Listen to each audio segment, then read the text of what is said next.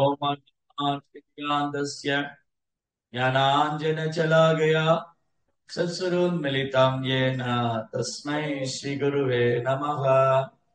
नमो विष्णुपादाय कृष्णप्रेष्ठाय भूतले श्रीमते भक्तिवेदान्त स्वामी नामिने नमस्ते सारस्वतीदेवे गौरवाणि प्रसादिनि निर्विशेष शून्यवादी पाश्चात्य देशतारिणि। जय श्री कृष्ण चैतन्य प्रभु नित्यानंद श्री अद्वैत गदाधर श्रीवासदि गौर भक्त वृंद। हरे कृष्णा कृष्णा कृष्णा हरे हरे, हरे राम राम राम हरे हरे। हरे कृष्णा பக்தர் எல்லாருக்கும் இனிமையான காலை வணக்கம். இன்றைய பாகவத சத்சங்க வகுப்புல வந்து கலந்துட்டு இருக்கிற எல்லா பக்தர்களுக்கும் என்னுடைய பணிவான நமஸ்காரம். ஸ்ரீமத் பாகவதம் 3ஆம் ஸ்கந்தம் 3வது அத்தியாயம், பகவான் ஸ்ரீ கிருஷ்ணரின் தெய்வீகமான லீலைகள். இன்னைக்கு படிக்கிற ஸ்லோகம் வந்து 21 மற்றும் 22.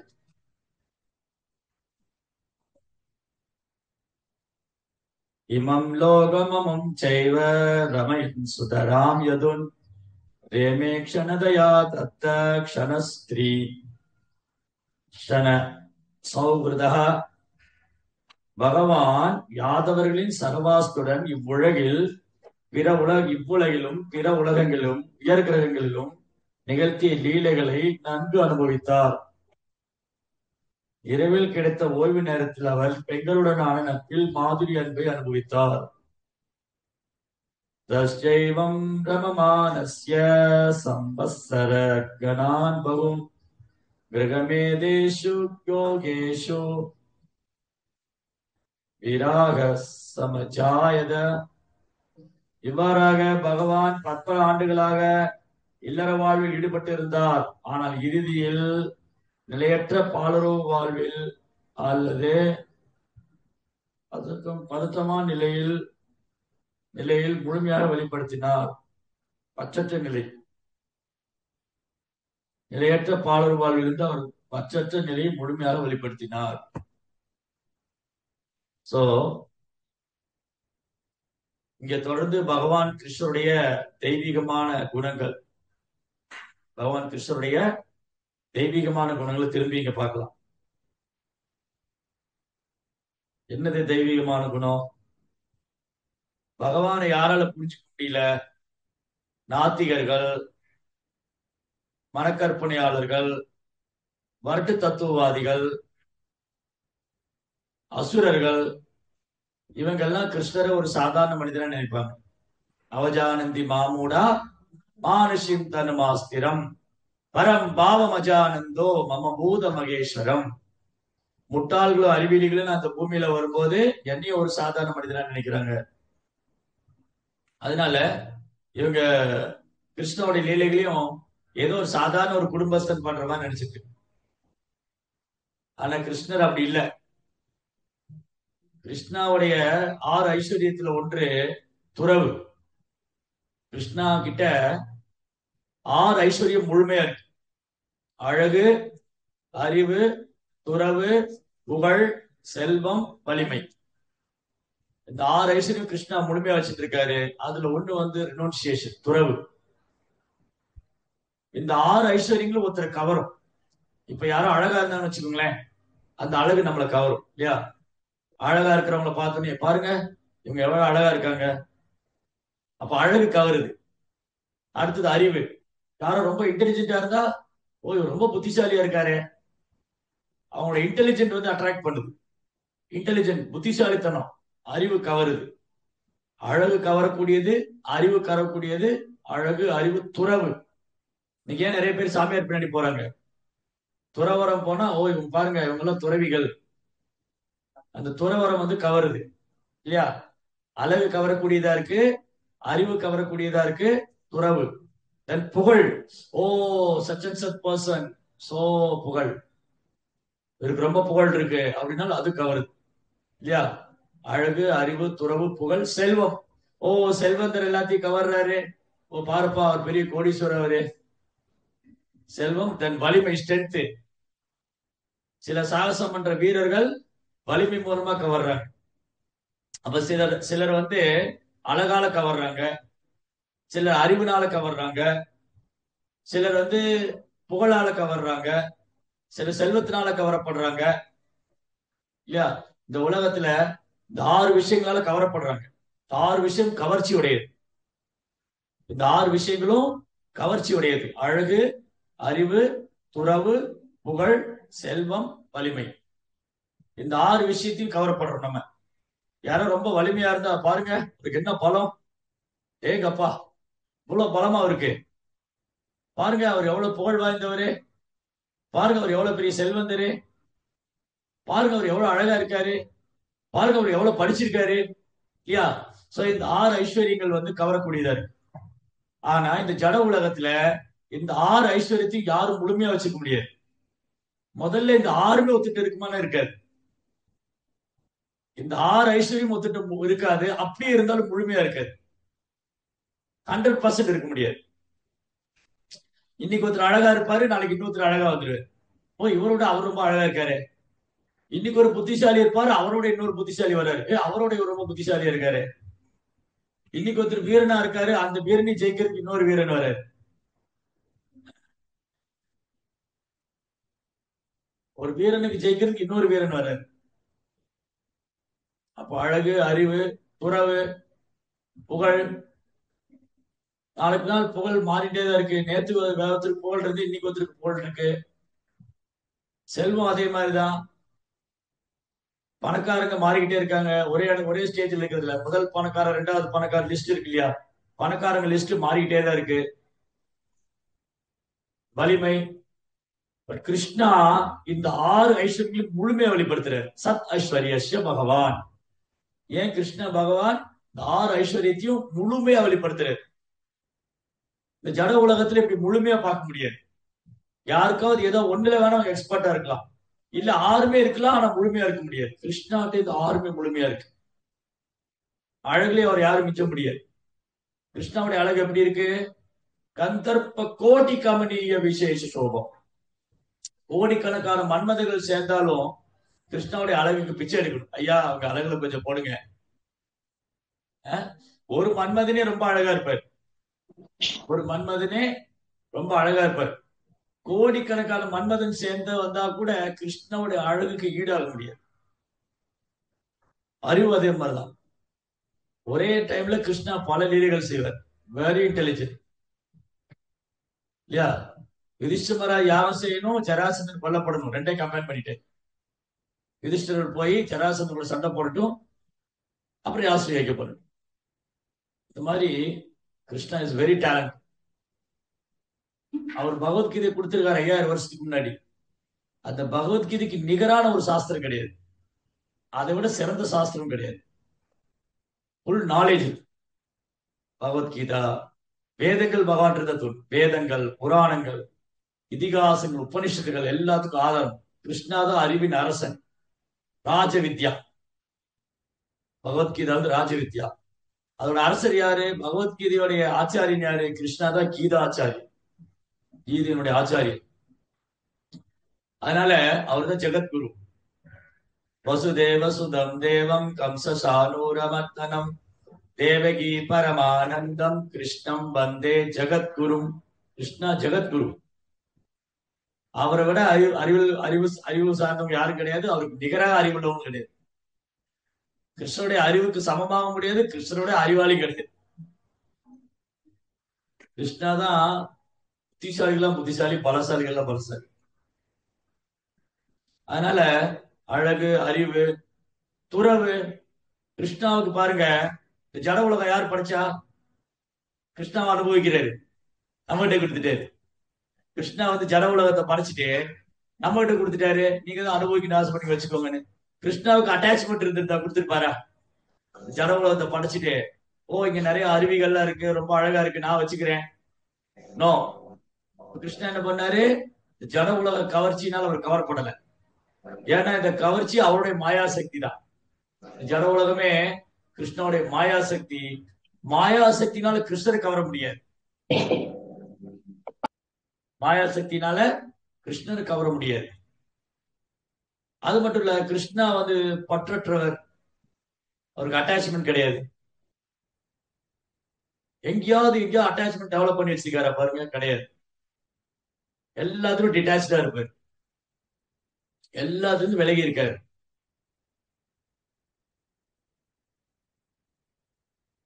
இதுதான் கிருஷ்ணாவுடைய ஆப்லெட். அவருக்கு எதுலயும் அட்டாச்மெண்ட் கிடையாது. 16,108 அரண்மனை இருக்கு, 16,108 ராணிகள் இருக்காங்க. ஆனா கிருஷ்ணா அங்கிருந்து விலகி இருக்கு. என்ன பண்ணிடுறாரு? பாண்டவர்களோட காட்டுக்கு போயிட்டாரு. நேற்று அதான் பேசிட்டு இருந்தோம். பாண்டவர்கள் காட்டுக்கு போனா கூட போறாரு, அவருக்கு தூதரா போறாரு, பாண்டவ தூதரா போறாரு, பாண்டவருக்கு சாரதியா, அர்ஜுனனுக்கு சாரதியா போறாரு. ஆனா 16,108 ராணிகள் அங்க உட்கார்ந்து இருக்காங்க துவாரகையில. கிருஷ்ணாவுக்கு அட்டாச்மெண்ட் இல்ல. அதே மாதிரி கோபிகளோட ராச நடனம் பண்றாரு, அப்பயே கிருஷ்ணா வந்து என்ன மறைச்சிரு. கோபிகளோட ராச நடனம் பண்ணிட்டு இருக்கும்போது கிருஷ்ணா மறைச்சிட்டாரு. அட்டாச்மெண்ட் இல்ல அவருக்கு. Completely detach, completely detach. இந்த ராஜஸ்வரி யஜ்யம் போது சிசுபாலன் வந்து கிருஷ்ணரை ஏளனமா பேசுவார். சிசுபாலன் ஒரு அசுரன், பௌதிகவாதி, மெட்டீரியலிஸ்டிக் பர்சன். அவர் நினைக்கிறாரு கிருஷ்ணா வந்து நிறைய பெண்களோட டான்ஸ் ஆடுறாரு, கிருஷ்ணா வந்து நிறைய பெண்களோட நடனம் ஆடுறாரு. உடனே பீஷ்மா எது சொல்றாரு. பீஷ்மா சொல்றாரு, நான் வந்து லைஃப் லாங் பிரம்மச்சாரியா இருக்கேன், ஆனா கிருஷ்ணா மாதிரி சிறந்த பிரம்மச்சாரி கிடையாது. கிருஷ்ணா பெஸ்ட் பிரம்மச்சாரி. கிருஷ்ணா மாதிரி யாரும் பிரம்மச்சாரி, பெண்களோட நடனமானாலும் பிரம்மச்சாரியா இருப்பார். அதனால அவருக்கு துறவுலையும் அவர் யாரும் ஜெயிக்க முடியாது. எல்லாத்துலயும் கிருஷ்ணாவோட போட்டி போட முடியாது. இன்னைக்கு ஜட உலகத்துல என்ன நினைக்கிறாங்க? எல்லாருமே கடவுள் ஆகும்னு நினைக்கிறாங்க. பிரபுபாதா வந்து என்ன சொல்லுவாருன்னா, அதுதான் மாயாவுடைய கடைசி வலைங்கிறது. மாயாவோட கடைசி வலை என்னது? நானே கடவுள். நான் இதை உற்பத்தி பண்ணுவேன், நான் அதை உற்பத்தி பண்ணுவேன், நான் இதை கண்டுபிடிப்பேன், நான் அதை கண்டுபிடிப்பேன். கடைசியில கடவுள் கிடையாது, நாங்க தான் கண்டுபிடிச்சோம். அவருடைய ப்ரோக்ராம் என்னது? கடவுள் கிடையாது, நாங்க தான் கண்டுபிடிச்சோம் சொல்லணும். இதுதான் ப்ரோக்ராம். விஞ்ஞானிகள், பௌதிகவாதிங்க, இவருடைய ப்ரோக்ராம் திட்டம் என்னது? எதையாவது உற்பத்தி பண்ணிட்டு நாங்க தான் உற்பத்தி பண்ணோம். ஆனா உற்பத்தி பண்றது தேவையானது யாருக்கு? நீ உற்பத்தி பண்றது தேவையான பொருட்கள் எங்க இருந்து வந்தது? முதல்ல நீ யாரு? அதை கண்டுபிடிச்சு இதை கண்டுபிடிச்சு நீ என்ன கண்டுபிடிக்காது, ஏற்கனவே இருந்தது. சரியா? இங்க யாரும் எதையும் கண்டுபிடிக்கல, அது ஏற்கனவே இருந்திருக்கு. நீ வேணா அதை கம்பைன் பண்ணிருக்கலாம். அதை கம்பைன் பண்றதுக்கு நாலேஜ் யாரு கொடுத்தா? இந்த ஒருங்கிணைறதுக்கு அறிவு யாரு கொடுத்தா? சில பொருட்களை ஒருங்கிணைச்சு ஒரு பொருளை உற்பத்தி பண்ணலாம். இந்த பொருட்கள் எங்க இருந்து வந்தது? இந்த பொருட்களை ஒருங்கிணைக்கிறதுக்கான உனக்கு புத்தி யாரு கொடுத்தா? அதுக்கு பதில் கிடையாது. அது தானா வந்தது. அது எப்படி தானா வரும்? அதனால ஹோல் ப்ரோக்ராம் என்னன்னா, கிருஷ்ணாவை எதிர்க்கிறவங்களுடைய ஒரே திட்டம், கிருஷ்ணா கிடையாது, நாங்க தான் பண்றோம். இதுதான் வந்து மாயாவாதிகள், நாத்திகர்கள், விஞ்ஞானிகள் இவங்களுடைய திட்டம் எல்லாம் இதுதான். ஹோல் ப்ரோக்ராம் இதுதான். அதுதான் திட்டமா வச்சுட்டு இருக்காங்க. சரி, அப்போ இங்க கிருஷ்ணா வந்து துறவு, அழகு, அறிவு, துறவு. துறவுலையும் கிருஷ்ணா யாரும் டிஃபீட் பண்ண முடியாது. பற்றற்றவரா இருக்கு. 16,108 மனைவிகள் இருக்காங்க, ஆளுங்களுக்கு அட்டாச்மெண்ட் இல்ல. சினிமால வந்து ஹீரோ தான் ஹீரோயின் பண்ணி ஓடிட்டே இருப்பாரு. ஆனா கிருஷ்ணா பாருங்க, அவங்க பின்னாடிதான் இவங்க எல்லாம் வராங்க. கிருஷ்ணர் பின்னாடிதான் இந்த 16,108 ராணிகள் வந்தாங்க. கிருஷ்ணர் அவங்க பின்னாடி ஓடல. அவங்கதான் வந்து என்ன மேரேஜ் பண்ணிக்கணும்னு சொன்னாங்க இல்லையா? 16,108 ராணிகள் வந்து கிருஷ்ணா நீங்க என்ன மேரேஜ் பண்ணிக்கணும்னு சொன்னாங்க. கிருஷ்ணா போய் எல்லாம் அவங்கள வந்து அப்ரோச் பண்ணல. கிருஷ்ணரும் அர்ஜுனாவும் அப்படியே யமுனா நதிக்கு ஒரு ஓரமா போயிட்டு இருக்காங்க. ஒரு அழகான பொண்ணு. அந்த பொண்ணு பார்த்தோன்னே கிருஷ்ணர் கேட்கிறாரு அர்ஜுனன்ட்ட, அர்ஜுனா அந்த பொண்ணு யாருன்னு போய் கேளு, ரொம்ப அழகா இருக்காங்க, என்ன ஏன் இங்க தனியா உட்காந்துருக்காங்க கேளு. அப்ப அர்ஜுனன் போய் கேட்கிறாரு, ஓ ஸ்திரியே, நீ யாரு? இந்த காட்டுல நீ தனியா என்ன பண்ற? உனக்கு என்ன வேணும்? நீ எங்க இருந்து வர? அப்ப அவன் சொல்றான், என் பேர் காளிந்தி, நான் யமுனா நதியோடைய பர்சானிபிகேஷன், என் பேர் காளிந்தி, நான் வந்து கிருஷ்ணரை கல்யாணம் பண்ண ஆசைப்பட்டேன். இங்க கிருஷ்ணாவை எனக்கு கணவரா வரணும். கிருஷ்ணரை விட சிறந்த ஒரு ஆண்மகன் இருக்க முடியாது, கிருஷ்ணா தான் புருஷோத்தமா. அந்த புருஷோத்தம தான் எனக்கு கணவரா வரணும். ஓகே கிருஷ்ணா, இந்த பொண்ணு பேரு காலிந்தியா, உங்களை கல்யாணம் பண்ணிக்கணுமா? ரெடியா? ஓகே ரெடி, கல்யாணம் பண்ணிக்கலாம். அவ்வளவுதான். ரைட். கிருஷ்ணா காலிந்தி பின்னாடி போல, காலிந்தி தான் கிருஷ்ணா பின்னாடி வர. கிருஷ்ணா ருக்மிணி தேடி போல, ருக்மிணி தான் கிருஷ்ணாவை தேடி வர. ரைட். அதனால கிருஷ்ணா வந்து பரம புருஷோத்தமனான முழுமுதற் கடவுள். அவர் எதையும் தேடி போக வேண்டாம், எல்லாம் அவர் தேடி வரும். தன்னில் திருப்தி அடைபவர் ஆத்மாராமா. கிருஷ்ணா வந்து ஆத்மாராமா, அவர் தன்னில் திருப்தி அடைபவர். அவர் எதையும் தேடி போக வேண்டாம். அதே சமயம் அவர் பக்தியோட வந்து அவர் அணுகும் போது கிருஷ்ணா அதை அசெப்ட் பண்ணிக்கிறார். இதெல்லாம் இருந்தாதான் கிருஷ்ணா திருப்தி அடைவார்னு இல்ல. ஓ, கிருஷ்ணாக்கு வந்து 16,108 மனைவி இருந்தனாலதான் திருப்தி அடைஞ்சாரு, அவர் அவங்களோட உல்லாசமா இருந்தாரு, அதனாலதான் திருப்தி அடைஞ்சாரு. இன்னும் கிடையாது. இதெல்லாம் இருந்தாதான் கிருஷ்ணாவை திருப்திப்படுத்தணும்னு அவசியம் இல்லை. இந்த 16,108 ராணிகள் இருக்கணும், நிறைய சேவகர்கள் இருக்கணும், இதெல்லாம் இருந்தாதான் கிருஷ்ணா திருப்தி அடைவார் இல்லை. கிருஷ்ணா தன்னில் திருப்தி அடைபவர், தன்னில் இன்பம் அனுபவிப்பவர். அவர்தான் இன்பத்தின் இருப்பிடம். கிருஷ்ணா தான் இன்பத்தின் இருப்பிடம். அப்படி இருக்கும்போது அவரை வெளியில இருந்து யாரும் சந்தோஷப்படுத்த வேண்டாம். இப்ப நம்மளை எல்லாம் யாராவது வெளியில இருந்து சந்தோஷப்படுத்தணும் இல்லையா? நமக்கு சந்தோஷம் வரணும்னா வெளியில இருந்து யாரும் நம்மளை சந்தோஷப்படுத்தணும். ஆனா தன்னை உணர்ந்த ஆத்மாக்களுக்கு வெளியில இருந்து யாரும் சந்தோஷப்பட மாட்டாங்க, தண்ணில் திருப்தி அடைவாங்க. அதான் ஆத்மரதி. ஆத்மரதிங்கிற வார்த்தை எங்க கேள்விப்பட்டிருக்கீங்க? ஆத்மரதி பக்தி சாஸ்திரி யார் பண்றா? இங்க இங்க ஆன்லைன்ல இருக்கிறவங்க பதில் தெரிஞ்சா கை தூக்கலாம். ஆத்மரதிங்கிற வார்த்தை எங்க கேள்வி? அவ்வளவுதான். பிரபாபுக்கு இப்படிதான் படிக்கிறோம். ஆத்மரதிங்கிற வார்த்தை பகவத்கீதையில வரும், செகண்ட் சாப்டர்ல. ஆத்மரதி, தன்னில் திருப்தி அடைபவர். சோ கிருஷ்ணா ஆத்மாராமா, கிருஷ்ணாவுடைய தூய பக்தர்களும் ஆத்மாராமா, தன்னில் திருப்தி அடைபவங்க. அதனால கிருஷ்ணரையும் சரி அவர்கள் தூய பக்தரையும் சரி வெளியிலிருந்து யாரும் சந்தோஷப்படுத்த வேண்டாம். இப்ப நம்மளை எல்லாம் பாருங்க, யாரும் வெளியிலிருந்து சந்தோஷப்படுத்தணும்.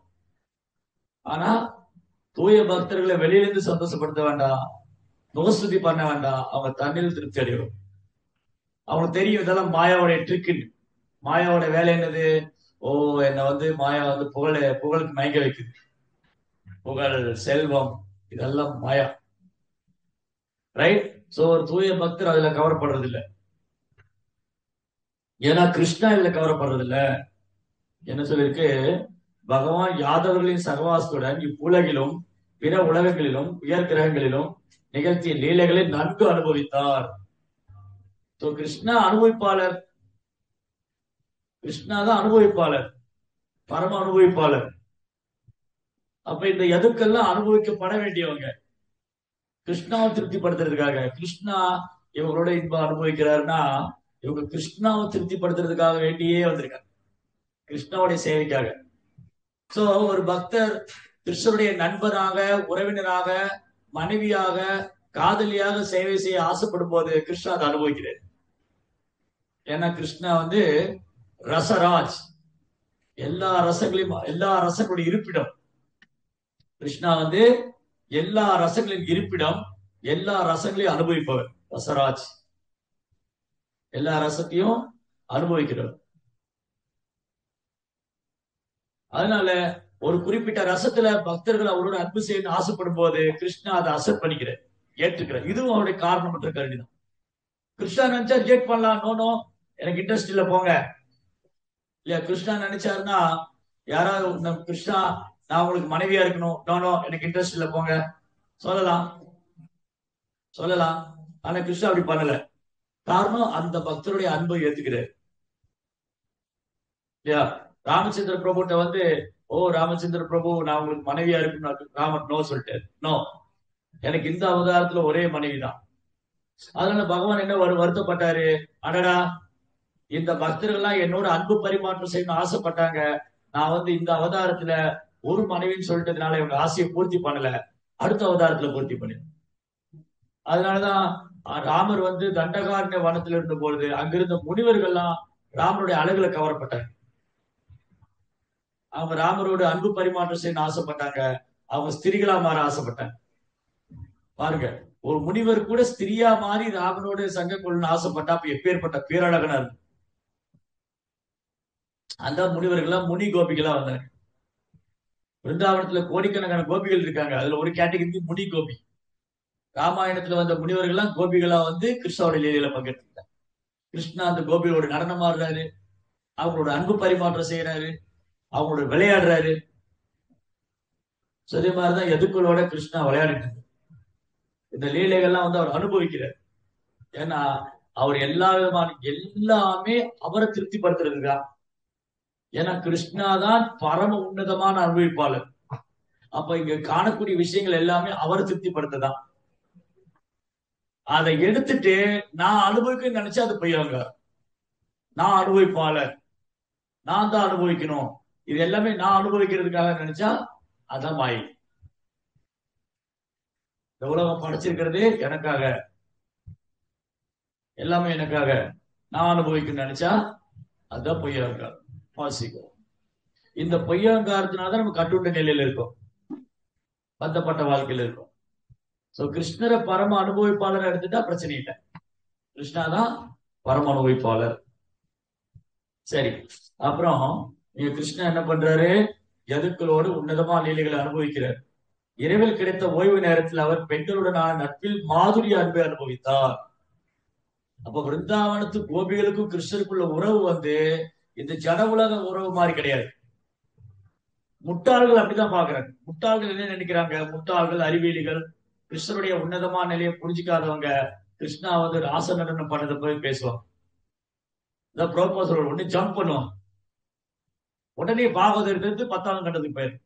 கிருஷ்ணா அவர் வந்து ராசலீலை பண்ணதை பத்தி பேசுறது. அப்புறம் நீங்க நம்ம பார்த்தோம்னா சில பெயிண்டிங் எல்லாம் பார்க்கலாம்.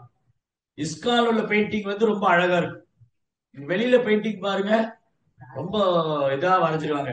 ராஜாராணி எல்லாம் வந்து ரொம்ப ட்ரெஸ்ஸிங் எல்லாம் ரொம்ப இதா இருக்கு. பிகாஸ் அவங்களுடைய பார்வை அப்படி இருக்கு. அவங்க பார்வையில வந்து காமம் இருக்கு.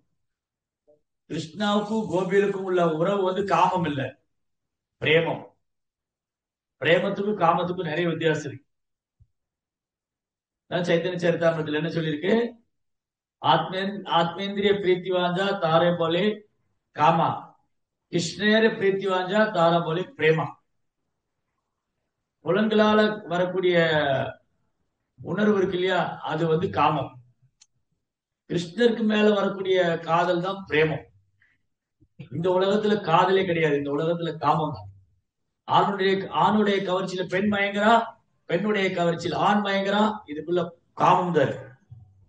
ஜட உலகனாலே காமம் தான். ஆனா கிருஷ்ணருக்கும் கோபிலுக்கு நடந்த அன்பு பரிமாற்றம் காமம் இல்ல, அது பிரேமம். பிரேமா, transcendental love, affection, conjugal love, transcendental love, தெய்வீகமான காதல், தெய்வீகமான அன்பு. ஜட உலகத்தில் உள்ளதெல்லாம் புலன்கள் சார்ந்தது, ஜட புலன்கள் சார்ந்தது. கிருஷ்ணா வந்து அவர் புலன்கள் ஜடம் அல்ல. கிருஷ்ணாவுடைய புலன்கள் பௌதிகமானது அல்ல. கிருஷ்ணாவுடைய புலன்கள் ஆன்மீகமானது.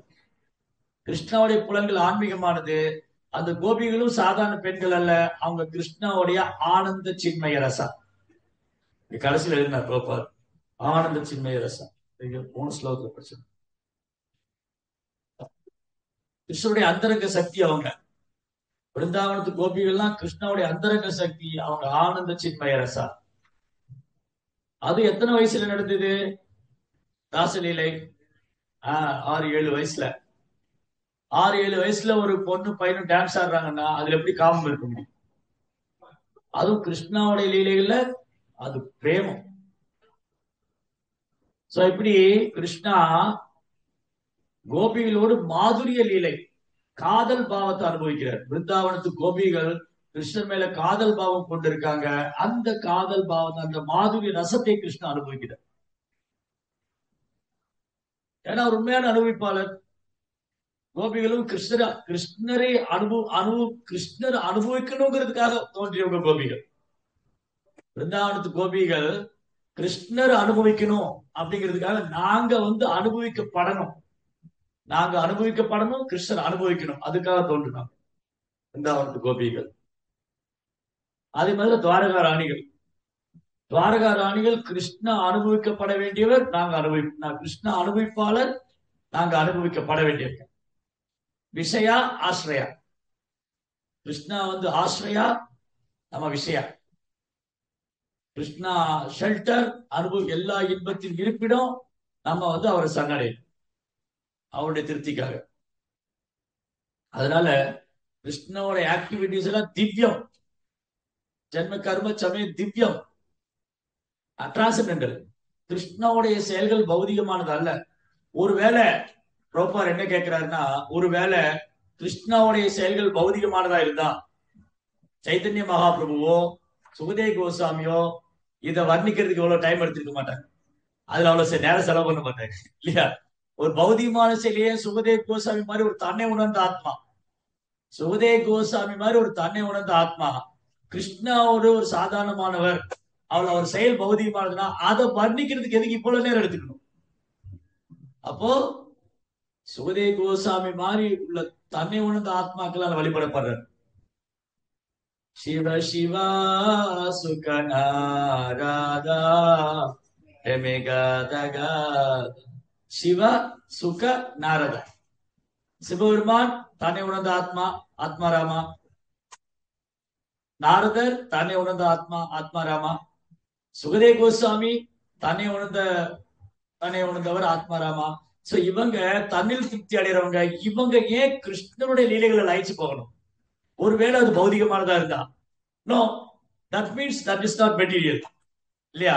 சோ கிருஷ்ணாவுடைய லீலைகள் தெய்வீகமானதாலும் பரமானந்தம் தருவதாலும் மிக உன்னதமானதா இருக்கிறதுனாலதான் சுகதேவ் கோஸ்வாமி, சிவபெருமான், நாரதரை போன்றவங்க அதுல மூழ்கி டைவ் அடிக்கிறார், இந்த லீலைகள்ல மூழ்கி பரவசம் அடைகிறார்.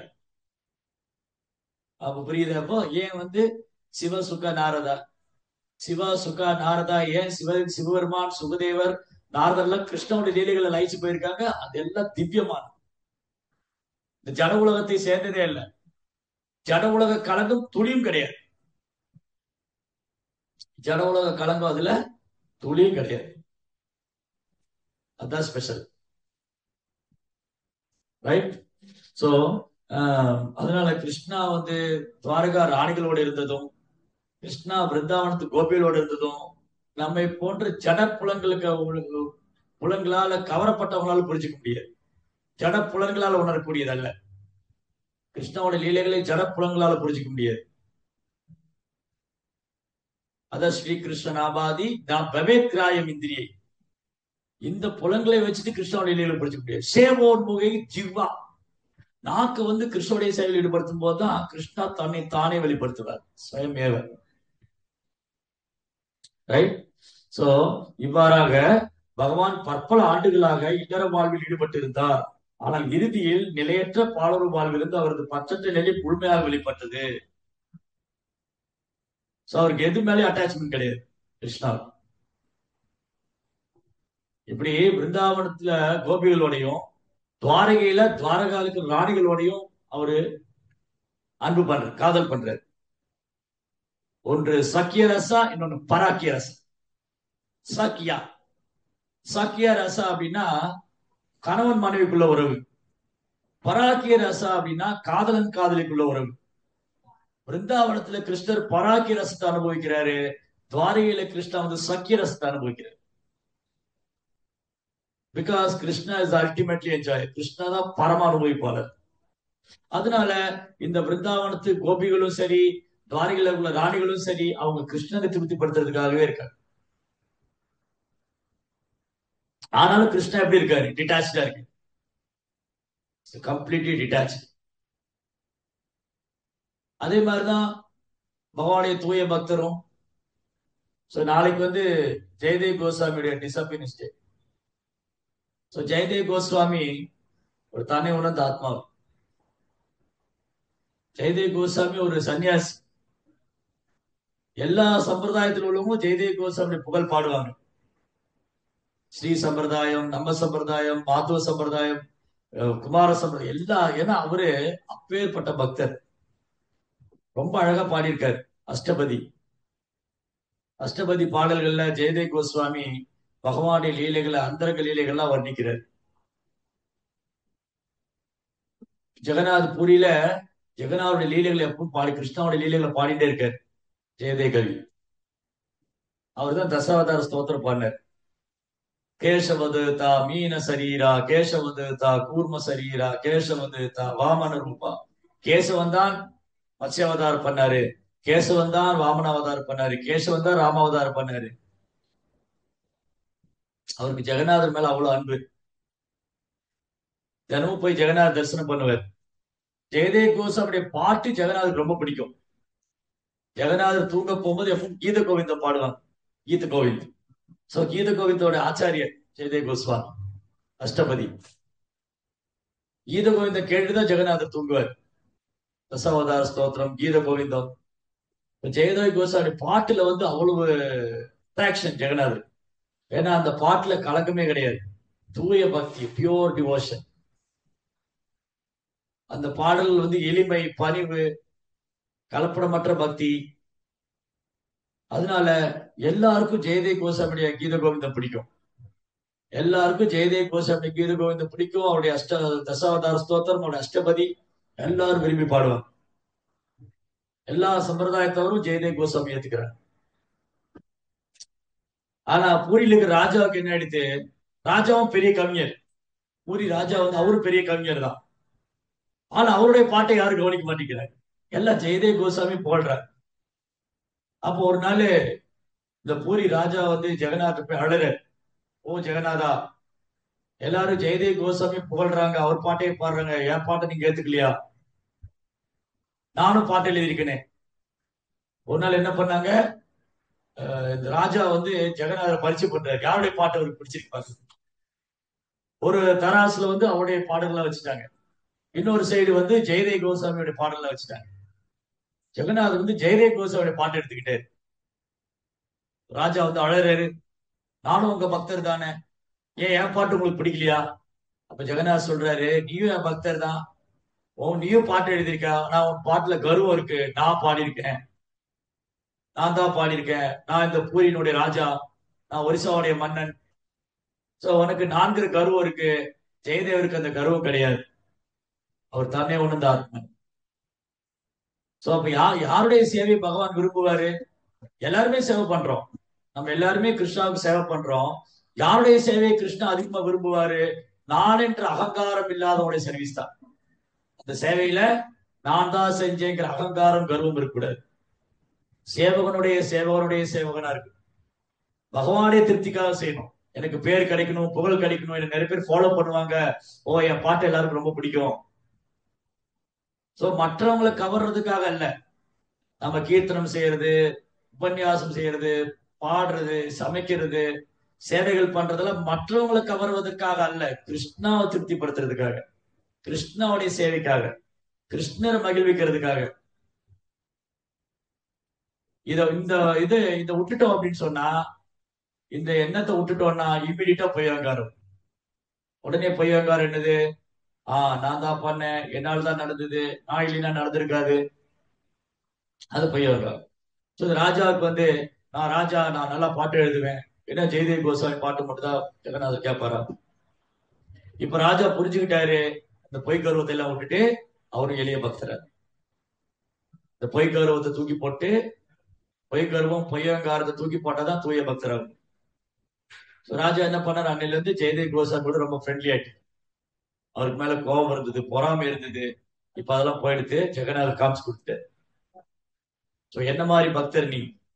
நீ அந்த பக்தர் மேல பொறாமப்படுற, அவர் பாட்டு தான் ஜெகநாதர் ரசிக்கிறாரா, என் பாட்டை ரசிக்க மாட்டாரா? No, simply you have to satisfy, that's all. வெறுமனே பகவானை திருப்திப்படுத்தணும், அவ்வளவுதான். நம்ம நம்முடைய சேவையை பண்ணணும், அது பகவானை திருப்திக்காக செய்யணும். அதுல எதுக்குமே இடம் கொடுக்க கூடாது. புகழுக்கோ அல்ல பேருக்கோ அல்லது வந்து என்ன குளோரிஃபை பண்ணுவாங்க, என்ன எல்லாரும் வந்து அப்ரிஷியேட் பண்ணுவாங்க, அங்கீகாரம் பண்ணுவாங்க, அதுக்காக அல்ல. அப்பேற்பட்ட பக்தர் ஜெயதேவ் கோஸ்வாமி. அப்போ ஜெயதேவ் கோஸ்வாமி ஒரு நாள் ஜெகநாதர் தரிசனம் பண்ணிட்டு இருக்காரு ஆல்டர் முன்னாடி. அப்போ ஒரு பிராமணர் வர்றாரு. இந்த பிராமணர் ஜெகநாத பிரார்த்தனை பண்றாரு. அவருக்கு நிறைய பொண்ணுங்க. யாருக்கு கல்யாணம் பண்ணி கொடுக்கறது இவ்வளவு பொண்ணுகளை? கையில ஒண்ணும் இல்ல, பைசாவும் இல்ல. கையில பைசாவும் இல்ல, யாருக்கு கல்யாணம் பண்ணி கொடுக்கறது? என்ன பண்றது? ஜெகநாதா, நீங்க தான் எனக்கு ஒரே அடைக்கலம். உங்களை விட எனக்கு அடைக்கலம் இல்ல, எனக்கு நீங்க தான் அடைக்கலம். இந்த பொண்ணை பத்மாவதியை நான் யாருக்கு கல்யாணம் பண்ணி கொடுப்பேன்? அப்போ ஜெகநாத் சொல்றாரு, நீ போய் ஜெயதேவ் கோசாமி கல்யாணம் பண்ணி கொடுன்னு. ஜெயதேவ் கோசாமி அவரு துறவி. அவர் துறவி, தன்னை உணர்ந்த ஆத்மா. ஐயோ, அவர் ஏத்துக்க மாட்டாரே. நீ போய் சொல்லு, நான் சொன்னேன்னு சொல்லு. நான் சொன்னேன் பத்மாவதியை கல்யாணம் பண்ணிக்க சொல்லு. இல்ல, அவர் துறவியாச்சு, அவர் எப்படி ஏத்துக்குவாரு? இப்போ அவர் அக்செப்ட் பண்ணிக்குவார். சோ பகவானுடைய விருப்பம், பகவானுடைய ஏற்பாடு. ஜெயதேவ் கோஸ்வாமி பத்மாவதி கல்யாணம் பண்ணிக்கிறார். ஜெயதேவ் கோஸ்வாமி இல்லற வாழ்க்கையில இல்ல, அவர் துறவர வாழ்க்கையில இருந்தார். இப்ப ஜெகநாதர் என்ன பண்றாரு? அவர் இல்லற வாழ்க்கையில கொண்டு வர காரணம் என்னது? இவர் எது மேலும் கவர்ச்சி அடை கிடையாது, பற்றே கிடையாது இவருக்கு. ஆனாலும் இந்த பிராமணர் இந்த பொண்ணுக்கு கல்யாணம் பண்ணணும் என்னை நம்பி வந்துட்டாரு. ஓ ஜெயதேவா, இந்த பொண்ணை கல்யாணம் பண்ணிக்குவார். அப்போ ஜெயதேவ் கோஸ்வாமி சொன்னாரு யார்கிட்ட? அந்த பிராமணர்கிட்ட, என்கிட்ட உண்மையே கிடையாது, நான் ஒரு துறவி, நான் குடிசை வீட்டுலதான் தங்கி இருக்கேன். நான் எப்படி உங்க பொண்ணை காப்பாத்துவேன்? நான் எப்படி உங்களை பொண்ணை திருப்திப்படுத்துவேன்? அப்ப பத்மாவதி, அவங்களும் பகவானுடைய பக்தி, அவங்க ஜெகநாடைய பக்தி. அவங்க சொன்னாங்க, நீங்க எனக்கு ஒண்ணுமே செய்ய வேண்டாம், இந்த ஒரு வாக்குறுதி மட்டும் கொடுங்க. என்னது? என்ன வைகுண்ட அழைச்சிட்டு போறேன்னு மட்டும் சொல்லுங்க. அது மட்டும் நீங்க கொடுத்தீங்கன்னா போதும். நான் உங்களுக்கு உங்களுடைய மனைவி ஆயிடுறேன். என்ன நீங்க வைகுண்டத்துக்கு அழைச்சிட்டு போங்க, அது மட்டும் போதும், வேற ஒண்ணும் வேண்டாம் எனக்கு. சொத்து சொகம் நகை நட்டு எதுவும் வேண்டாம். இன்னைக்கு யாரும் அப்படி கல்யாணம் பண்ண தயாரா இருக்காங்க? இன்னைக்கு யாராவது, பிரபுஜி எனக்கு ஒண்ணு வேண்டாம், சொத்து சொகம் நகை நட்டு புடவை இடவை ஒண்ணு வேண்டாம், நான் உங்களை கல்யாணம் பண்ணிக்கிறேன், என்ன வைகுண்டத்துக்கு அழைச்சிட்டு போங்க அப்படின்னு யாராவது சொல்லுவாங்களா? எவ்வளவு பேர் தயாரா இருக்கு? டிவோட்டி பக்தர்களே எவ்வளவு பேர் தயாரா இருக்காங்க? ஈவன் பக்தர்களே கல்யாணம் பண்ண போனா அந்த பையன் என்ன படிச்சிருக்காரு, எவ்வளவு பிரபு ஒரு டிவோட்டி பிரபு. டிவோட்டி எல்லாம் இருக்கட்டும், அவர் எங்க வேலை பார்க்கிறாரு, எவ்வளவு சம்பாதிக்கிறாரு? அவர் பிரபு ஒரு 16 மாலை ஜெபம் பண்றாரு, அதெல்லாம் இருக்கட்டும் ஒரு பக்கம். அது 16 மாலை ஜெபம் பண்றது, தீட்சை எல்லாம் வாங்கியிருக்கட்டும், அவர் எவ்வளவு சம்பாதிக்கிறாரு, எந்த ஊர்ல எந்த நாட்டுல வேலை பார்க்கிறாரு, சொந்த வீடு வச்சிருக்காரா, கார் எல்லாம் இருக்கா, அப்படின்னா ஓகே. அப்படின்னா தான் அந்த பொண்ணே ஒத்துக்கிறான், அவ வைஷ்ணவியா இருந்தாலும். சோ பயம், நம்பிக்கை இல்ல, எங்க கிருஷ்ணர் என்ன காப்பாற்ற போயிடுவாரோ, இல்ல இந்த பையனை கல்யாணம் பண்ணி எனக்கு வாழ்க்கை வீணா போயிடுமோ. சோ இன்னைக்கு நம்முடைய சரணாகதி லெவல் அவ்வளவுதான் இருக்கு. நம்ம சரணாகதி லெவல் அவ்வளவுதான், நம்முடைய அண்டர்ஸ்டாண்டிங் அவ்வளவுதான். அண்டர்ஸ்டாண்டிங் என்னது? நான் ஒரு பக்தரை கல்யாணம் பண்ணி அவருக்கு சேவை பண்ணா நான் வைகுண்டம் போயிடுவேன். நான் ஒரு நல்ல பக்தர், ஒரு தூய பக்தர், அவர் பகவானுக்கு தன் வாழ்க்கை அர்ப்பணிச்சிருக்காரு, அவரை கல்யாணம் பண்ணா நான் என்னுடைய வாழ்க்கையில 50% கன்ஃபார்ம் இல்லையா? கணவர் பண்ணக்கூடிய பக்தியில 50% மனைவிக்கு போகுது. சோ வெறுமனே ஒரு வைஷ்ணவருக்கு சேவை பண்றதுனாலே இந்த பொண்ணு பாதி பர்சன்டேஜ் கிராஸ் பண்ணியாச்சு. 50% கிராஸ் ஆல்ரெடி. இனி ஒரு 50% முயற்சி பண்ணா போதும். சோ அதனால இந்த வைஷ்ணவர் கணவரா வர்றது, வைஷ்ணவி மனைவியா வர்றது பெரிய பாக்கியம். சோ பத்மாவதி சொன்னாங்க, எனக்கு ஒண்ணு வேண்டாம், நீங்க ஏழை, பரம ஏழையா இருந்தா நீங்க பிக்ஷை எடுத்து வந்தாலும் பரவாயில்ல, எனக்கு இந்த ஒரு வாக்குறுதி கொடுங்க, என்ன வைகுண்டம் கூட்டிட்டு போறேன். ஜெகநாதோட ஏற்பாடு. ஜெகநாத் பிளஸ் பண்ணார் ரெண்டு பேரையும். ஓகே, நீங்க ரெண்டு பேரும் கிரகஸ்தாசிரமத்துக்கு போங்க. ஜெயதேவ் கோஸ்வாமி பத்மாவதி கல்யாணம் பண்ணிட்டாரு. ஆனா அவங்களுக்குள்ள மெட்டீரியல் அட்டாச்மெண்டே கிடையாது, பௌதிக பற்றுதலே கிடையாது. ஜெயதேவ் கோஸ்வாமி தன்னை மறந்து கிருஷ்ணாவுடைய லீலைகளை பாடுவார், எழுதுவார். பத்மாவதியும் கணவருக்கு தொந்தரவு பண்ணாம சேவை பண்ணிட்டு இருக்க. இதுதான். சோ அவங்க ஜெயதேவ் கோஸ்வாமி ஒரு நாள் என்ன பண்ணாரு, ஆஹ் ஆஹ் ராஜாவுடைய அரண்மனையில பாட போனார். ராஜா அவர் கூப்பிட்டாரு, நீங்க கவிதையெல்லாம் எழுதிட்டு வருவீங்க, அரண்மனையில பாடுங்க. ராஜாவுடைய அரண்மனையில போய் பாடிட்டு வந்து ராஜா வந்து நிறைய சன்மானம் அவர் சொன்னார், எனக்கு ஒண்ணு வேண்டாம், இதெல்லாம் வச்சு நான் என்ன பண்ண போறேன். இல்ல இல்ல, இது என்னுடைய கடமை, உங்களுக்கு தட்சிணை கொடுக்கறது என் கடமை. நீங்க ஒரு தூய பக்தர், நீங்க பகவானுக்கு சேவை பண்றீங்க, உங்களை பராமரிக்க வேண்டியது ஒரு குடும்பஸ்தரான என்னுடைய கடமை. தட்சிணை எல்லாம் கொடுத்தாரு. வர வழியில என்னாச்சும் ஒரு கொள்ளைக்காரங்க எல்லாம் வழி மறிச்சிருவாங்க, கொள்ளை கூட்டத்துக்காரங்க வழி மறிச்சுட்டு என்ன பண்ண, எல்லாத்தையும் எடு, நகை பணம் எல்லாம் கொடுங்க. ஜெயதேவ் சொன்னாரு, எனக்கு இது தேவையே இல்லை, ராஜா தான் கொடுத்தாரு, நீங்க தாராளமா எடுத்துக்கங்க, நீங்க தாராளமா என்ன வேணா எடுத்துக்கங்க, எனக்கு ஒண்ணும் வேண்டாம், நான் எதுவுமே எதிர்பார்க்கல, எனக்கு நகை பணம் எதுவும் வேண்டாம், நீங்க அந்த வண்டியில இருக்கிறது பூரா எடுத்துக்கங்க அப்படின்னு சொன்னா இவனுக்கு சந்தேகம் வந்துருச்சு. ஓ, இவர் வந்து நம்மகிட்ட கொடுத்துட்டு போய் ராஜா கிட்ட சொல்லி கொடுத்துருவாரு, கொள்ளைக்காரங்க திட்டிட்டு போயிட்டாங்க, இவர் சும்மா விடக்கூடாதுன்னு கையை காலையும் உடைச்சு தூக்கி கிணத்துல போட்டுருவோம். கை காலெல்லாம் உடைச்சு கிணத்துல போட்டுருவோம். எப்படின்னு பாத்துக்க, தூய பக்தர் அவர், அவருக்கே அந்த சோதனை. பகவான் வந்து ஜெயதேவ் கோசாமியுடைய பக்தியின் ஆழத்தை இந்த உலகத்துக்கு காமிக்கிறார். அவர் கிருஷ்ணர்கிட்ட புகார் சொல்லல, கம்ப்ளைண்ட் பண்ணல, ஓ கிருஷ்ணா நீயே எனக்கு கதி, எனக்கே இப்படி ஆயிடுச்சு அப்படிலாம் புலம்பல அவரு, அழுது புலம்பல. அவர் என்ன பண்ணாரு, இதுவும் கிருஷ்ணாவோட லீலை, இதுவும் கிருஷ்ணாவோட ஏற்பாடு. அப்புறம் அந்த வழியா ராஜா வேட்டையாட வந்தவரு அதான் ஜெயதேவ் கோசாமி கை காலெல்லாம் முடிஞ்சு கிணத்துக்குள்ள கிடக்காரு. அவரு அவரை வந்து கிணத்துக்கு வெளியே எடுத்து வந்து பயங்கர கோபம் ராஜாவுக்கு. யாரு உங்களை இப்படி பண்ணாங்க சொல்லுங்க, யார் இப்படி பண்ண, அவங்க கை காலில் நான் உடைச்சிடுறேன், அவங்க ஜெயில போட்டு கொண்டுடுறேன்.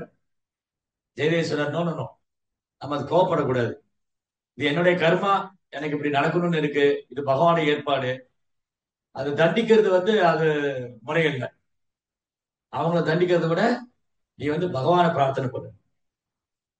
இவ்வளவு கருணை உள்ளவரா இருக்காரு, தனக்கு கொடுமை பண்ணவங்களையும் பண்ணிக்கணும்னு நினைக்கிறாரு.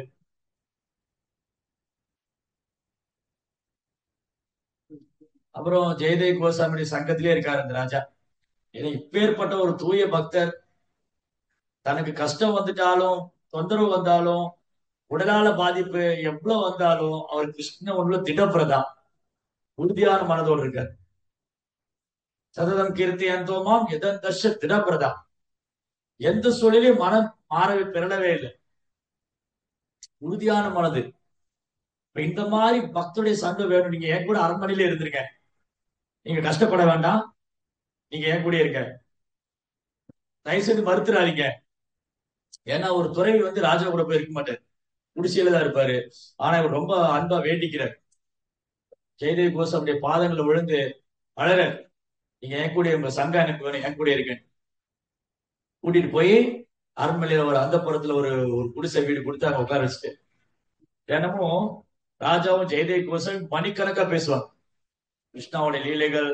ஜெயதேவ் கோசாமி வந்து இந்த ராஜாவுக்கு பகவானுடைய லீலைகள், அவருடைய நாம ரூப குணாதிசயங்கள்லாம் அப்படி ரொம்ப அழகா சொல்றாரு. அவர் பாருங்க, ஜெயதேவ் கோசாமி சங்கத்தினால அவருக்கு ராணியவே மறந்து போயிட்டார், அந்த புறத்துக்கே போறது இல்ல, புலன்பத்துக்கே இடம் கிடையாது. எப்பவுமே ஜெயதேவருடைய அசோசியேஷன்ல இருந்து அவர் ரொம்ப ஆனந்தமா அனுபவிச்சுட்டு இருக்காரு கிருஷ்ணாவுடைய கதைகள், கிருஷ்ணாவுடைய லீலைகளை அனுபவிக்கிறது. யாரு? ராஜா. இது ராணிக்கு என்ன ஆயிடுச்சுன்னா கொஞ்சம் பொறாமை வந்துருச்சு. பத்மாவதி பத்மாவதி ராணி கூட சேவை பண்ணிட்டு இருக்காங்க. ரெண்டு பேரும் அவ்வளவு நெருக்கம். பத்மாவதியும் ஜெயதேவ் கோசாமியும் ரொம்ப சிறந்த கிரகஸ்தர்கள். ஆனா அவங்களுக்குள்ள பௌதிகமான குழம்பு விஷயங்கள்லாம் கிடையாது. கணவர் தூய பக்தரா இருக்காரு, மனைவி அவங்களுக்கு சேவை பண்றாங்க. ஜெயதேவ் கோசாமி ராஜாவுக்கு ரொம்ப அழகா சொல்லி கொடுத்துட்டு இருக்காரு. ராணி பார்த்தாங்க, என்ன இவரு எப்ப பாரு இந்த ராஜா போய் அந்த ஜெயதேவர் கூட இருக்காங்க.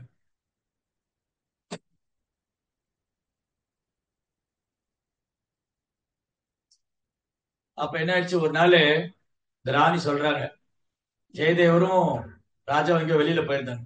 இதுக்கு முன்னாடி ஒரு அழகான லீலை நடக்கும். இதுக்கு முன்னாடி என்ன ஒரு லீலை நடக்கும்னா, ராஜா வந்து ஜெயதேவர் சொன்னாங்க, நீ நிறைய தான தர்மம் எல்லாம் பண்ணணும், சாஸ்திரப்படி உன்னுடைய செல்வத்தை வந்து மக்களுக்கு எல்லாம் கொடுத்து அவங்கள வந்து உங்களை பிரஜைகளை உன் குழந்தை மாதிரி பாத்துக்கணும் எல்லாம் சொல்லி கொடுத்து, நீ பகவானுக்கு யாகம் பண்ணி பகவானை திருப்திப்படுத்தணும், அதுல வரவங்களுக்கு எல்லாம் பிரசாத விநியோகம் பண்ணணும், தட்சிண பிராமணர்கள் எல்லாம் தட்சிணை கொடுக்கணும். ஜெயதேவ் கோஸ்வாமியுடைய வழிகாட்டுதல அந்த ராஜா வந்து நிறைய யாகமெல்லாம் பண்ணி பூஜைகள்லாம் செஞ்சு நிறைய பிராமணர்கள்லாம் தட்சிணை வாங்க வராங்க. அவங்க திருப்தி அடைகிற அளவுக்கு கொடுக்க சொல்றாரு, போதுங்கிற அளவுக்கு. அப்ப இந்த திருடங்கள்லாம் என்ன பண்ணாங்க, வேஷம் போட்டு வர்றாங்க யா தானம் வாங்குறதுக்கு. பார்த்தாங்க ஜெயதேவ் உட்கார்ந்துருக்காரு ராஜாக்கு பக்கத்துல. திருடங்களுக்கு புரிஞ்சு போயிடுது, அஜிஜோ இவரு காமிச்சு கொடுத்துட்டா என்ன பண்றது அப்படின்னு.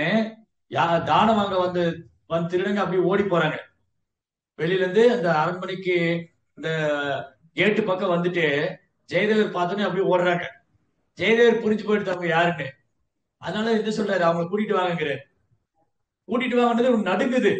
ஓ எங்கேயாவது நம்மள ராஜாட்ட காட்டி கொடுத்துருவாரு, நம்ம தூக்கு தண்டனை தான், எங்களுக்கு மரண தண்டனை தான். ஆனா ஜெயதேவ் என்ன சொல்றாரு, இவங்க தானம் வாங்க வந்திருக்காங்க, அவங்க ஏதோ ரொம்ப தூரத்துல இருந்து வராங்க போல இருக்கு, திரும்பி போறாங்க, நேரம் ஆயிடுச்சுன்னு அவங்க என்ன கேட்கறாங்கன்னு கொடுத்து அனுப்புகிட்டு. அவங்க என்ன கேட்கிறாங்களோ போதுமான அளவுக்கு எல்லாம் கொடுத்து சொந்த வண்டியை அனுப்பிச்சு கொண்டு போய் விட்டுட்டு வாங்க. ஒரு வண்டியில அவங்க கேட்கிற தானியங்கள் ஆபரணங்கள் எல்லாம் கொடுத்து கொண்டு போய் விட்டுட்டு வாங்க. இவன் என்ன பண்ணாங்க, இந்த வண்டி எடுத்துட்டு போறாங்க.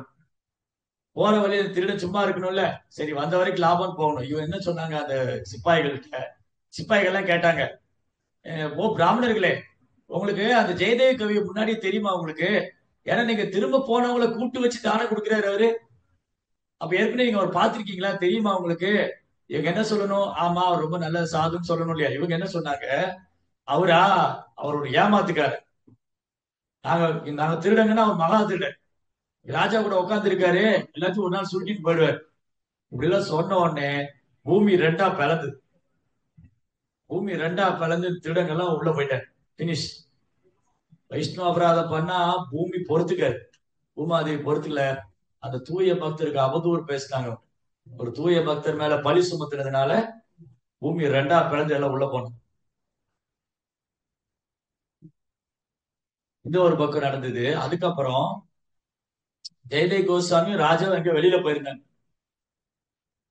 போனவங்க வர்றதுக்கு லேட் ஆயிட்டே இருக்கு, வரல இன்னும். ராணியும் பத்மாவதியும் உட்காந்து பேசிட்டு இருந்தாங்க.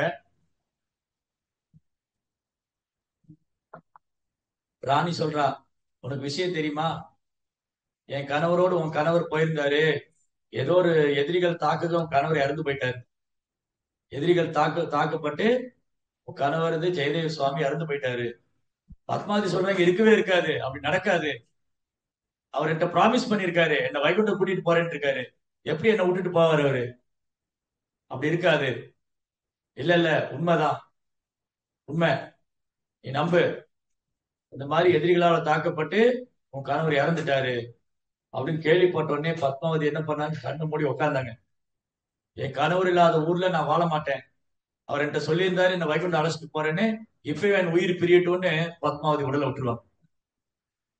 பதிவரதை. சோ பத்மாவதி அங்கேயே உட்கார்ந்து ஜெயதேவ் கோஸ்வாமியுடைய தாமரை பாதங்களை தியானம் செஞ்சு அப்படியே உடலை விட்டாங்க. ராணி விளையாட்டா சொல்லி போய் விபரீதமாய் போயிடுச்சு. ராணி என்ன பண்ணா, விளையாட்டுக்கு சொன்னா, இந்த மாதிரி உன் கணவர் இறந்து போயிட்டாரு. பத்மாவதி உடலை விட்டாங்க. வெளியில போன ஜெயதேவனும் ராஜாவும் திரும்ப வந்து பார்த்தா பத்மாவதி இறந்துருக்காங்க. ஜெயதேவ் பாக்குறாரு, இந்த பொண்ணு எவ்வளவு சுயநலமே இல்லாம எவ்வளவு பணிவா எனக்கு சேவை பண்ணாங்க. அவளை என்கிட்ட கேட்ட ஒரே ஒரு வரம் என்னதுன்னா, என்னை வைகுண்டத்துக்கு அழைச்சிட்டு போகணும், என்னை வைகுண்டத்துக்கு கூட்டிட்டு போயிது, ஒரு வரம் தான் என்கிட்ட கேட்டா, அது கூட செய்ய முடியாத பாவி ஆயிட்டேன் நான் அப்படின்னு சொல்லிட்டு ஜெயதேவர் இந்த உடலை விட்டார். நான் அந்த பொண்ணை வைகுண்டத்துக்கு அழைச்சிட்டு போறேன்னு அவரும் உடலை விட்டார். எப்படி ஜெயதேவ் கோஸ்வாமி அவர் எந்த காலத்திலும் எந்த சூழ்நிலையும் எது மேலேயும் அவருக்கு அட்டாச்மெண்டே கிடையாது. பகவானுக்கும் எந்த விஷயத்திலும் பற்றுதல் கிடையாது, பகவானை வழிபடுற தூய பக்தருக்கும் எது மேலேயும் பற்றுதல் கிடையாது. காமம், கோபம், பேராசை எதுவுமே பாதிக்காது. பகவானை பாதிக்காது, பகவானை தூய பக்தரை பாதிக்காது. நம்மை போல 3 குணத்துல இருக்கிறவங்க தான். ஜடைக்கு முக்குணத்துல இருக்கிறவங்களுக்கு தான் காமம், கோபம், பேராசை, பற்றுதல், பௌதிக பற்றுதல், குடும்ப பாசம், குடும்ப பற்றுதல், இதெல்லாம் நம்மை போல முக்குணத்துக்கு உட்பட்டவங்க. பகவானும் தூய பக்தர்களும் முக்குணத்துக்கு அப்பாற்பட்டவங்க. அவங்க எதுலயும் அட்ராக்ட் ஆகுறதே இல்ல. கிருஷ்ணாவுடைய பற்றற்ற நிலைமை இங்க வெளிப்படுது. கிருஷ்ணாவுடைய பற்றற்ற நிலைமை, அவருடைய தெய்வீகமான குணங்கள், அதே போலதான் பகவானை வழிபடக்கூடிய தூய பக்தர். ஏன்னா அவங்க பகவானை பற்றி கொண்டிருக்கிறதுனால அவங்க எதுலயும் அட்ராக்ஷன் ஆகுறதே இல்லை. சரி, ஜெயதேவ் கோஸ்வாமி தன் மனைவியோட அழகுல மயக்கவும் இல்ல, ராஜாவுடைய செல்வத்துல மயங்கவும் இல்ல, எதுலயுமே மயங்கல. அவர் எல்லாத்துலயும் பற்றத்தவரா தான் இருந்தார். பாலுற வாழ்க்கையில அவர் மயக்க நாட்டம் இல்லாது. சோ இப்படி அவர் முழுக்க முழுக்க தன்னை உணர்ந்த ஆத்மா. ஜெகநாத விருப்பத்தின் பேர்ல கல்யாணம் பண்ணிட்டாரே தவிர மற்றபடி அவர் முழுக்க முழுக்க கம்ப்ளீட்டா ஜெகநாதருடைய லீலைகளை ஸ்மரணம் பண்ணிட்டார். சோ பத்மாவதியும் தன் கண்ணுடைய மனநிலை எடுத்துக்கொண்டு ரொம்ப பக்குவமான ஒரு மனைவியா இருக்கு, பதிவரதையா இருக்கு. ரைட். சோ அதனால ஜெயதேவ் கோஸ்வாமிட்ட பிரார்த்தனை பண்ணணும். என்ன பிரார்த்தனை பண்ணணும்? எங்களுக்கும் அந்த பற்றற்ற நிலைமை வரணும். ஏன்னா அந்த ஜட உலகத்துல நாங்க 3 குணத்துல மூழ்கி இருக்கோம். பௌதிக பற்றுதல், பௌதிக ஆசை, காமம், கோபம், இதெல்லாம் எங்களை போட்டு டார்ச்சர் பண்ணிட்டு. இதை கடந்து வரணும்னா ஆச்சாரியனுடைய அனுகிரகம். ஓ ஆச்சாரியரை எங்களை ஆசீர்வாதம் பண்ணுங்க. எங்களுக்கும் ஜட உலகத்துல பற்றுதல் போகணும். கிருஷ்ணா மேல பற்றுதல் வரணும். சோ கிருஷ்ணா மேல பற்றுதல் வரணும்னா கிருஷ்ணரை யார் பற்றி கொண்டிருக்கிறாரோ அவர்கள் மேல நமக்கு பற்றுதல் வரணும். அதான் பற்றுக பற்றற்றார் பற்றினை. கிருஷ்ணர் மேல யார் பற்றுதல் வச்சிருக்காங்க? தூய பக்தர்கள். அந்த தூய பக்தர்கள் கிருஷ்ணா மேல பற்றுதல் வச்சிருக்காங்களே, அந்த பற்றுதல் நாம வளர்த்துக்கணும். அந்த பற்றுதலை நாம் வளர்த்துக் கொள்ள வேண்டும். அதான் பற்றுக பற்றற்றார் பற்றினை. சோ ஜெயதேவ் கோஸ்வாமி அப்பவும் கிருஷ்ணா மேல பற்றுதல் வச்சுட்டு இருக்காரு. நாம ஜெயதேவ் கோஸ்வாமி மேல பற்றுதல் வளர்த்துக்கணும். ஜெயதேவ் கோஸ்வாமி யார் மேல பற்றுதல் வச்சிருக்காரோ, ஜெய ஜெகநாத் பலதேவ் சுபத்ரமையா, அவங்க மேல நம்ம பற்றுதல் வளர்க்கணும். அவங்க மேல நம்ம பற்றுதல், அதான் வெரி வெரி இம்பார்ட்டன்ட். அதனால இந்த ஜடைக்கு 3 குணத்துல இருக்கிற வரைக்கும், 3 குணத்துல இருக்கிற வரைக்கும் நமக்கு பற்றுதல் போகாது. இந்த முக்குணத்தையும் கடந்து வரணும். அதான் கிருஷ்ணா சொல்றாரு, திரைகுண்ய விஸ்வோ வேதா நிஸ்திரைகுண்யோ பவார்ஜுனா நிப்பந்தோ நித்திய சத்வஸ்தோ நிர்யோக க்ஷேம ஆத்மவான். முக்குணத்தையும் கடந்து அர்ஜுனா, வேதங்கள் முக்குணத்துக்கு உட்பட்டது, நீ அதையும் கடந்து வருவாயாக.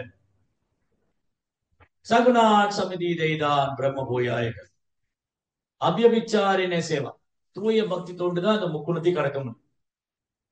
தூய பக்தி தொண்டுங்கிற தளத்துல வரும்போதுதான் 3 குணத்தை கடக்க முடியும். ரைட். சோ அதனால நமக்கு ரொம்ப அழகான வாய்ப்பு. ஜெயதேவ் கோஸ்வாமி எப்படி ஒரு பற்றற்ற ஒரு உயர்ந்த பக்தரா இருந்தாரோ அதே மாதிரிதான் சில பிரபுபாதர். பிரபுபாதர் இந்த உலகம் முழுதும் சுற்றுப்பயணம் செஞ்சு நம்மை போல கட்டுண்ட ஜீவன்கள் பௌதிக வாழ்க்கையில புலம்பத்துல மூழ்கி போய் பௌதிக பற்றுதல்ல மூழ்கி இருந்த ஜீவாத்மாக்களை பிரபுபாதர் விடுவிக்கிறார். இதனால பிரபுபாதர் யார் மேல பற்றுதல் வச்சிருக்காரோ அவர் மேல நம்ம பற்றுதல் வைக்கணும். பிரபுபாதருக்கு யார் மேல பற்றுதல்? கிருஷ்ணா மேல, சைத்தன்ய மகாபிரபு. நம்ம அவங்க மேல பற்றுதல் வளர்க்கணும். ஏன்னா கிருஷ்ணா பற்றற்றவர், கிருஷ்ணாவுடைய தூய பக்தர்களும் பற்றற்றவங்க. நம்ம அவங்க மேல பற்றுதலை வளர்த்துக்கும் போது நாமளும் பற்றற்ற நிலைக்கு வருவோம். இந்த பௌதிக வாழ்க்கையில குடும்ப பற்றுதல், பௌதிக பற்றுதல், நான் எனது என்னுடையதுங்கிற இந்த சுயநலத்திலிருந்து நம்ம விடுபடுவோம். ஹரே கிருஷ்ணா. ஸ்ரீமத் பாகவதம் கி ஜெய், ஸ்ரீல பிரபுபாத் கி ஜெய். ஓகே, உங்களுக்கு ஏதாவது கேள்விகள் சந்தேகம் இருந்தா கேட்கலாம். கருத்துக்கள் ஏதாவது இருந்தாலும்